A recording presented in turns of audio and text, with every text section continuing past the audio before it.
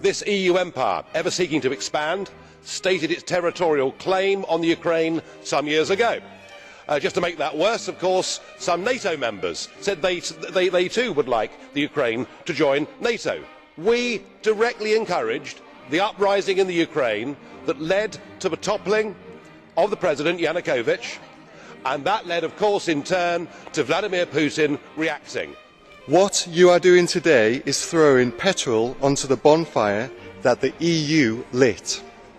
Putin is not the biggest threat to our civilization. The biggest threat is Muslim extremists. Perhaps we ought to recognise that the West now faces the biggest threat and crisis to our way of life that we have seen for over 70 years. The recent beheadings of the British and American hostages graphically illustrates the problem. And of course we have our own citizens from our own countries engaged in that struggle too.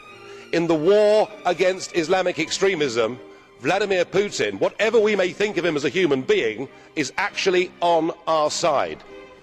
This is for political reasons, and poking the Russian bear is very dangerous.